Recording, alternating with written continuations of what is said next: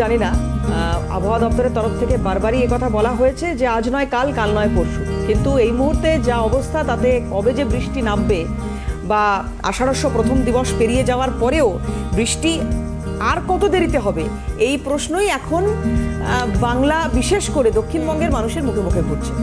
যদিও একটা আসার কথা তো বলছে হাওয়া অফিস যে আগামী দুদিন একটা ঝড় বৃষ্টির সম্ভাবনা, হালকা বৃষ্টি, কিন্তু এটাই পার্মানেন্ট, মানে এটার হাত ধরে বর্ষা ঢুকছে কিনা এটার এখনই কোনো গ্যারেন্টি আছে কিনা একটু জানার চেষ্টা করবো। ইন্দ্রনীল আমাদের সঙ্গে রয়েছেন সরাসরি, আমাদের প্রতিনিধি। কি বলা হচ্ছে হাওয়া অফিসের তরফ থেকে, ইন্দ্রনীল?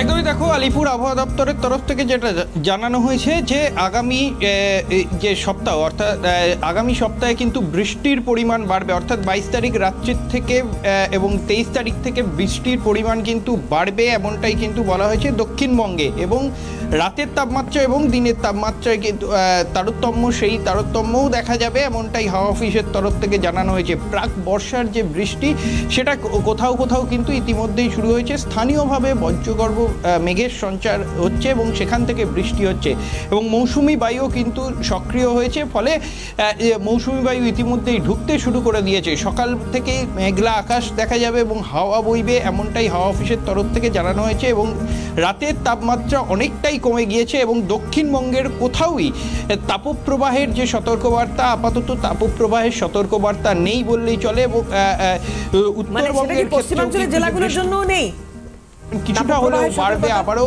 এমনটাই কিন্তু হাওয়া অফিসের তরফ থেকে বলা হয়েছে। ফলে আপাতত দক্ষিণবঙ্গে কিছুটা স্বস্তির খবর থাকলেও বর্ষার যে বৃষ্টি সেই বর্ষার বৃষ্টি কিন্তু শুরু হবে এমনটাই আশা আলিপুর আবহাওয়া দপ্তরের। এবং 23 তারিখ থেকে কিছুটা হলেও বৃষ্টির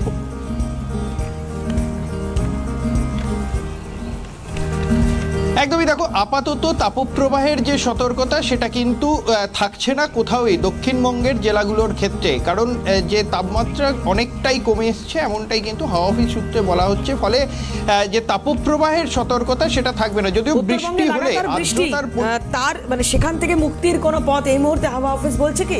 কারণ সিকিমে আবার নতুন করে বৃষ্টিপাতের কথা বলা হচ্ছে, তিস্তার জল বাড়ছে, এর প্রভাব কি উত্তরবঙ্গের বাকি জেলাগুলোতে পড়বে? জানা গিয়েছে যদিও বৃষ্টির পরিমাণ ধীরে ধীরে বাড়তে শুরু করলে সেটাও অনেকটাই কমে যাবে, অর্থাৎ আর্দ্রতার পরিমাণ কিছুটা হলেও কমে যাবে এমনটাই কিন্তু হাওয়া অফিস সূত্রে জানা গিয়েছে।